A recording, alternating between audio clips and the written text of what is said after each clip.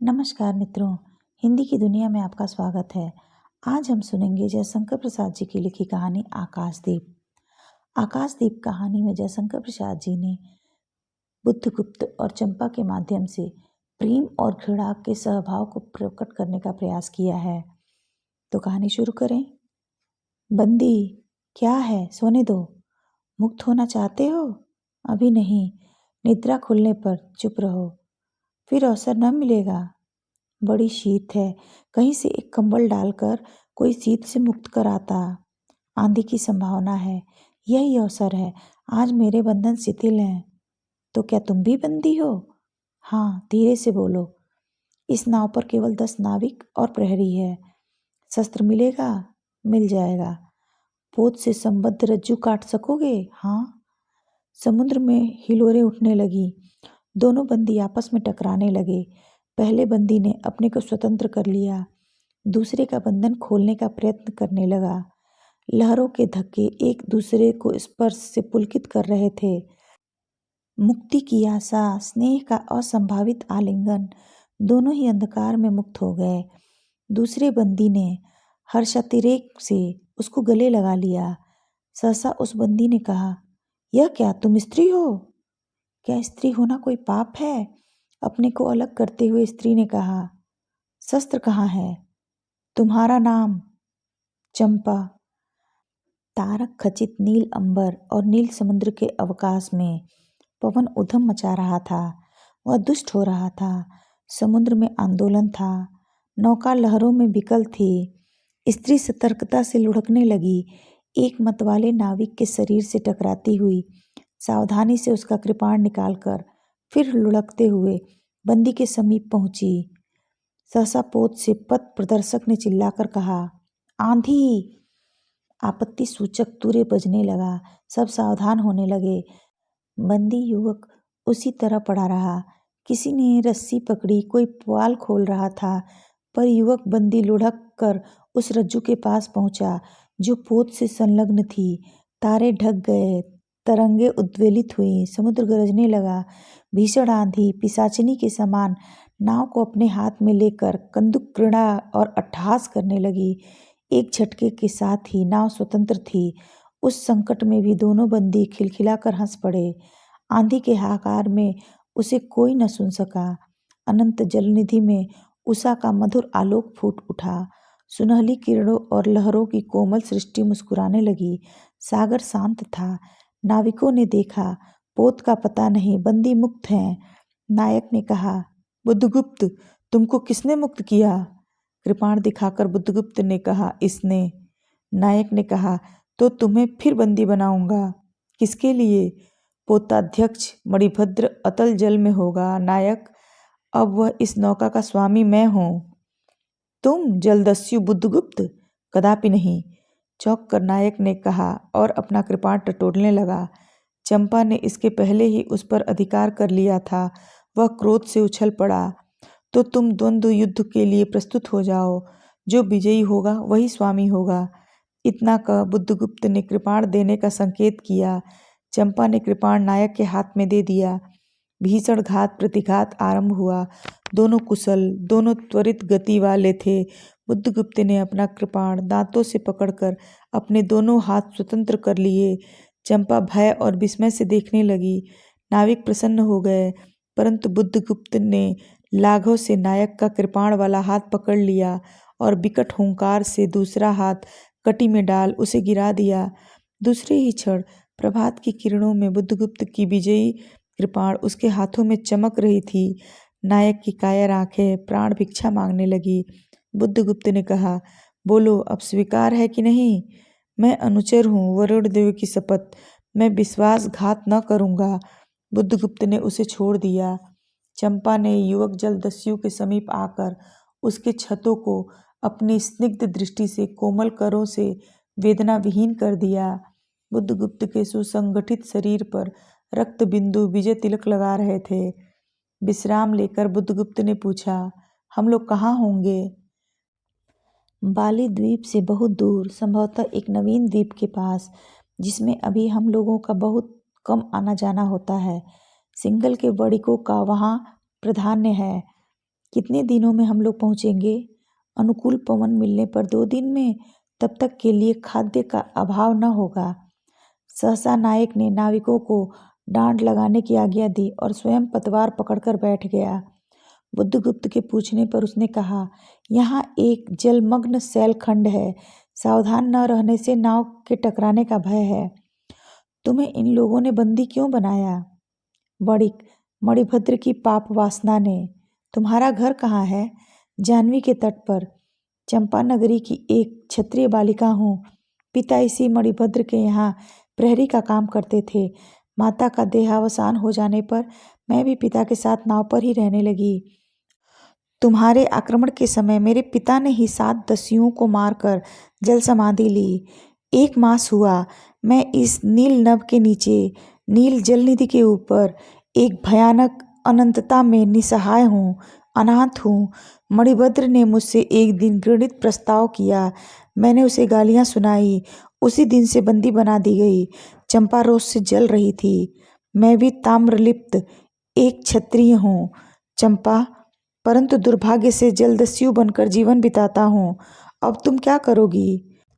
मैं अपने अदृष्ट को अनिर्दिष्ट ही रहने दूंगी, वह जहाँ ले जाए। चंपा की आंखें निस्सीम प्रदेश में निरुद्देश्य थी। किसी आकांक्षा के लाल डोरे न थे। धवल अपांगों में बालक के सदृश विश्वास था। हत्या व्यवसायी दस्यु भी उसे देखकर कांप गया। उसके मन में एक संभ्रमपूर्ण श्रद्धा यौवन की पहली लहरों को जगाने लगी। समुद्र वक्ष पर विलंबमयी राग रंजित संध्या थिरकने लगी। चंपा के असंयत कुंतल उसकी पीठ पर बिखरे हुए थे। दुर्दांत दस्यु ने देखा, अपनी महिमा में अलौकिक एक वरुण बालिका एक विस्मय से अपने हृदय को टटोलने लगा। उसे एक नई वस्तु का पता लगा, वह थी कोमलता। उसी समय नायक ने कहा, हम लोग द्वीप के पास पहुंच गए। बेला से नाव टकराई। चंपा निर्भीकता से कूद पड़ी। मांझी भी उतरे। बुद्धगुप्त ने कहा, जब इसका कोई नाम नहीं है तो हम लोग उसे चंपा द्वीप कहेंगे। चंपा हंस पड़ी। 5 बरस बाद शरद के धवल नक्षत्र नील गगन में झलमला रहे थे। चंद्र की उज्जवल विजय पर अंतरिक्ष में शरद लक्ष्मी ने आशीर्वाद के फूलों और खीलों को बिखेर दिया। चंपा के एक उच्च सौंध पर बैठी हुई तरुणी चंपा दीपक जला रही थी। बड़े यत्न से अभ्रक की मंजूषा में दीप धरकर उसने अपनी सुकुमार उंगलियों से डोरी खींची। वह दीपाधार ऊपर चढ़ने लगा। भोली भाली आंखें उसे ऊपर चढ़ते हुए बड़े हर्ष से देख रही थी। डोरी धीरे धीरे खींची गई। चंपा की कामना थी कि उसका दीपक नक्षत्रों में हिल मिल जाए, किंतु वैसा असंभव था। उसने आशा भरी आंखें फिरा ली। सामने जल राशि का रजत श्रृंगार था। वरुण बालिकाओं के लिए लहरें हीरे और नीलम की कृणा शैलमालाएं बना रही थीं, और वे मायाविनी छलनाएं अपनी हंसी का कलनाद छोड़कर छुप जाती थीं। दूर दूर से धीवरों का वंशी झनकार उसके संगीत सा मुखरित होता था। चंपा ने देखा कि तरल संकुल जल राशि में उसके कंदील का प्रतिबिंब अस्त व्यस्त था। वह अपनी पूर्णता के लिए सैकड़ों चक्कर काटता था। वह अनमनी होकर उठ खड़ी हुई। किसी को पास न देखकर पुकारा, जया। एक श्यामा युवती सामने आकर खड़ी हुई। वह जंगली थी। नील नभोमंडल से मुख में शुद्ध नक्षत्रों की पंक्ति के समान उसके दांत हंसते ही रहते। वह चंपा को रानी कहती।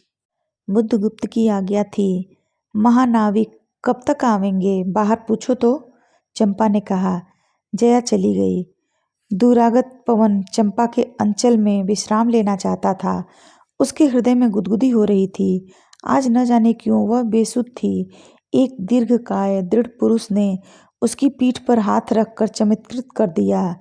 उसने फिरकर कहा, बुद्धगुप्त, बावली हो क्या? यहाँ बैठी हुई अभी तक दीपक जला रही हो? तुम्हें यह काम करना है? क्षीर निधि साई अनंत की प्रसन्नता के लिए क्या दासियों से आकाश दीप जलवाऊं? हंसी आती है।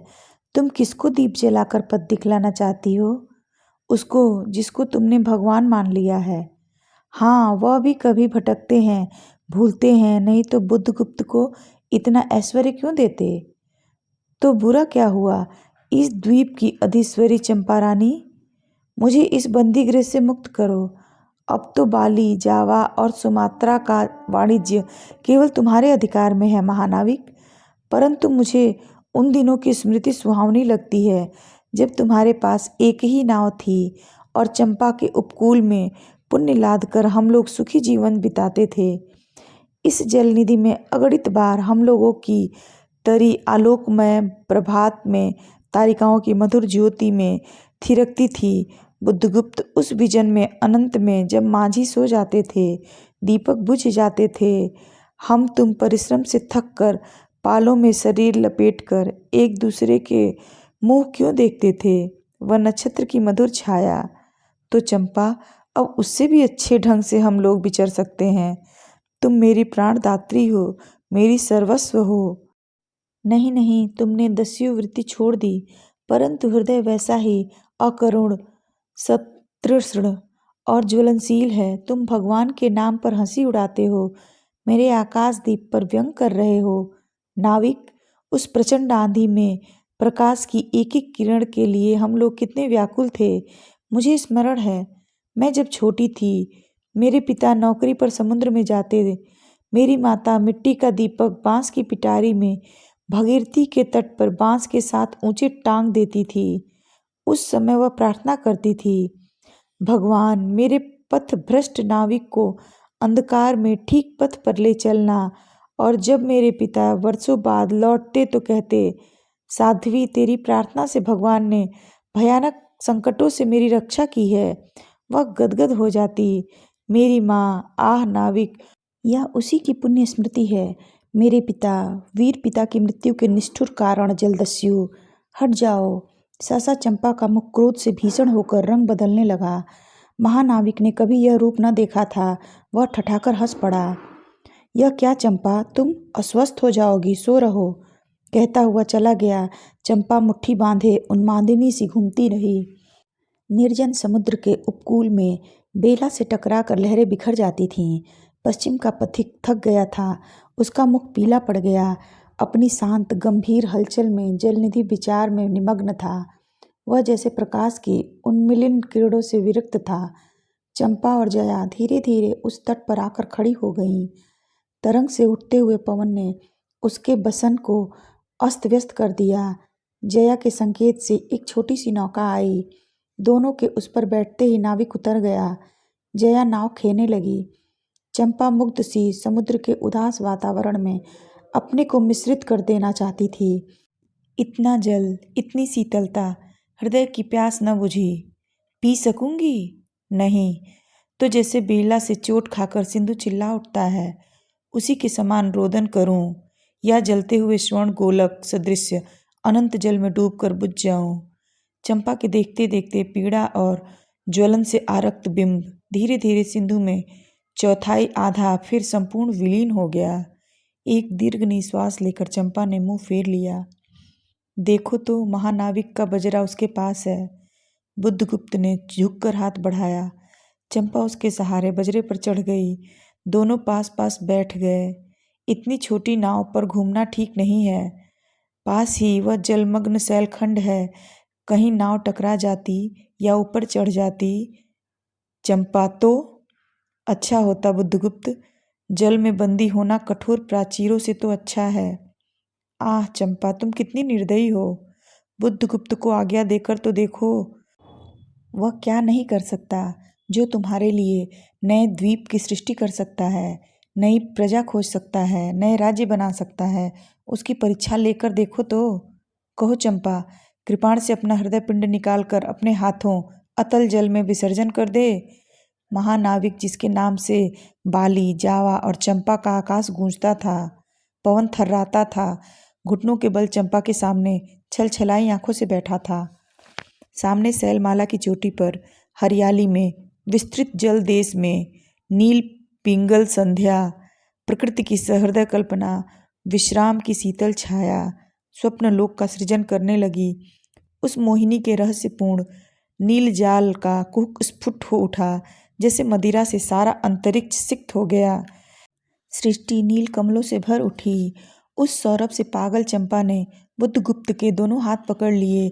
वहां एक आलिंगन हुआ, जैसे क्षितिज में आकाश और सिंधु का। किंतु उस परिरंभ में सहसा चैतन्य होकर चंपा ने अपनी कंचुकी से एक कृपाण निकाल लिया। बुद्धगुप्त, आज मैं अपना प्रतिशोध का कृपाण अतल जल में डुबा देती हूँ। हृदय ने छल किया, बार बार धोखा दिया। चमक कर वह कृपाण समुद्र का हृदय बेधता हुआ विलीन हो गया। तो आज से मैं विश्वास करूं, क्षमा कर दिया गया? आश्चर्यचकित कंठ से महानाविक ने पूछा। विश्वास? कदापि नहीं बुद्धगुप्त। जब मैं अपने हृदय पर विश्वास नहीं कर सकी, उसी ने धोखा दिया, तब मैं कैसे कहूँ मैं तुमसे घृणा करती हूँ, फिर भी तुम्हारे लिए मर सकती हूँ। अंधेर है जलदस्यु, तुम्हें प्यार करती हूँ। चंपा रो पड़ी। वह सपनों की रंगीन संध्या तम से अपनी आंखें बंद करने लगी थी। दीर्घ निश्वास लेकर महानाविक ने कहा, इस जीवन की पुण्यतम घड़ी की स्मृति में एक प्रकाश गृह बनवाऊंगा चंपा। यहीं उस पहाड़ी पर संभव है कि मेरे जीवन की धुंधली संध्या उससे आलोकपूर्ण हो जाए। चंपा के दूसरे भाग में एक मनोरम शैलमाला थी। वह बहुत दूर तक सिंधु जल में निमग्न थी। सागर का चंचल जल उस पर उछलता हुआ उसे छिपाए था। आज उसी शैलमाला पर चंपा के आदि निवासियों का समारोह था। उन सबों ने चंपा को बनदेवी सा सजाया था। ताम्रलिप्ति के बहुत से सैनिक और नाविकों की श्रेणी में वन कुसुम विभूषित चंपा शिविकारूढ़ होकर जा रही थी। शैल के एक ऊंचे शिखर पर चंपा के नाविकों को सावधान करने के लिए सुदृढ़ दीप स्तंभ बनवाया गया था। शिविका से सहायता लेकर चंपा को उसने उतारा। दोनों ने भीतर पदार्पण किया था कि बांसुरी और ढोल बजने लगे। पंक्तियों में कुसुम भूषण से सजी बनमालाएं फूल उछलती हुई नाचने लगीं। दीप स्तंभ की ऊपरी खिड़की से यह देखती हुई चंपा ने जया से पूछा, यह क्या है जया? इतनी बालिकाएं कहाँ से बटोर लाई? आज रानी का ब्याह है ना? कहकर जया ने हंस दिया। बुद्धगुप्त विस्तृत जलनिधि की ओर देख रहा था। उसे झकझोर कर चंपा ने पूछा, क्या यह सच है? यदि तुम्हारी इच्छा हो तो यह सच हो सकता है चंपा। कितने वर्षों से मैं उस ज्वालामुखी को अपनी छाती में दबाए हुए हूँ। चुप रहो महानाविक। क्या मुझे निसहाय और कंगाल जानकर तुमने आज सब प्रतिशोध लेना चाहा? मैं तुम्हारे पिता का घातक नहीं हूँ चंपा। वह एक दूसरे दस्यु के शस्त्र से मरे। यदि मैं उनका विश्वास कर सकती बुद्धगुप्त, वह दिन कितना सुंदर होता, वह क्षण कितना स्मरणीय। आज तुम इस निष्ठुरता में भी कितने महान होते। जया नीचे चली गई थी। स्तंभ के संकीर्ण प्रकोष्ठ में बुद्धगुप्त और चंपा एकांत में एक दूसरे के सामने बैठे थे।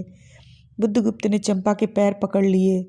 उच्छ्वासित शब्दों में वह कहने लगा, चंपा, हम लोग जन्मभूमि भारत भूमि से कितने दूर, इन निरीह प्राणियों में इंद्र और शची के समान पूजित हैं, पर जाने कौन अभिशाप हम लोगों को अभी तक अलग किए हुए है। स्मरण होता है वह दार्शनिकों का देश है। वह महिमा की प्रतिमा, मुझे वह स्मृति नित्य आकर्षित करती है, परंतु मैं क्यों नहीं जाता? जानती हो, इतना महत्व प्राप्त करने पर भी मैं कंगाल हूँ। मेरा पत्थर सा हृदय एक दिन सहसा तुम्हारे स्पर्श से चंद्रकांत मणि की तरह द्रवित हुआ। चंपा, मैं ईश्वर को नहीं मानता, मैं पाप को नहीं मानता, मैं दया को नहीं समझ सकता, मैं उस लोक में विश्वास नहीं करता, पर कैसे एक बहकी हुई तारिका के समान मेरे शून्य में उदित हो गई हो। आलोक की एक कोमल रेखा इस निविड़ तम में मुस्कुराने लगी। पशुबल और धन के उपासक के मन में किसी शांत और कांत कामना की हंसी खिलखिलाने लगी, पर मैं न हंस सका। चलोगी चंपा? पोतवाहिनी पर असंख्य धन राशि लाद कर राज रानी सी जन्मभूमि के अंक में आज हमारा परिणय हो, कल ही हम लोग भारत के लिए प्रस्थान करें। महानाविक बुद्धगुप्त की आज्ञा सिंधु की लहरें मानती हैं। वे स्वयं उस पोतपुंज को दक्षिण पवन के समान भारत में पहुंचा देंगी। आह चंपा, चलो। चंपा ने उसके हाथ पकड़ लिए। किसी आकस्मिक झटके ने एक पल भर के लिए दोनों के अधरों को मिला दिया। सहसा चैतन्य होकर चंपा ने कहा, बुद्धगुप्त, मेरे लिए सब जल तरल है, सब पवन शीतल है। कोई विशेष आकांक्षा हृदय में अग्नि के समान प्रज्वलित नहीं। सब मिलाकर मेरे लिए एक शून्य है। प्रिय नाविक, तुम स्वदेश लौट जाओ वैभव का सुख भोगने के लिए और मुझे छोड़ दो इन निरीह भोले भाले प्राणियों के दुख और सहानुभूति और सेवा के लिए। तब मैं अवश्य चला जाऊंगा चंपा। यहाँ रहकर मैं अपने हृदय पर अधिकार रख सकूं, इसमें संदेह है। आह, किन लहरों से विनाश हो जाए। महानाविक के उच्छ्वास में विकलता थी। फिर उसने पूछा, तुम अकेली यहाँ क्या करोगी? पहले विचार था कि कभी कभी इस दीप स्तंभ पर से आलोक जलाकर अपने पिता की समाधि का इस जल में अन्वेषण करूंगी, किंतु देखती हूँ मुझे भी इसी में जलना होगा जैसे आकाशदीप। एक दिन स्वर्ण रहस्य के प्रभात में चंपा ने अपने दीप स्तंभ पर से देखा, सामुद्रिक नावों की एक श्रेणी चंपा का उपकूल छोड़कर पश्चिम उत्तर की ओर महाजल व्याल के समान संतरण कर रही है। उसकी आंखों से आंसू बहने लगे। यह कितनी ही शताब्दियों पहले की कथा है। चंपा आजीवन उस दीप स्तंभ में आलोक जलाती ही रही, किंतु उसके बाद भी बहुत दिन द्वीप निवासी उस माया ममता और स्नेह सेवा की देवी की समाधि सदृश पूजा करते थे। एक दिन काल के कठोर हाथों ने उसे भी अपनी चंचलता से गिरा दिया। आप सुन रहे थे जयशंकर प्रसाद जी की कहानी आकाशदीप। आकाशदीप कहानी में प्रसाद जी ने नारी के भावुक हृदय का सफल चित्रण किया है। अगर आपको कहानी अच्छी लगी हो तो चैनल को सब्सक्राइब कीजिए, वीडियो को लाइक और शेयर जरूर कीजिए। मिलते हैं एक नई कहानी के साथ, तब तक आपका दिन शुभ और रात्रि मंगलमय हो। धन्यवाद।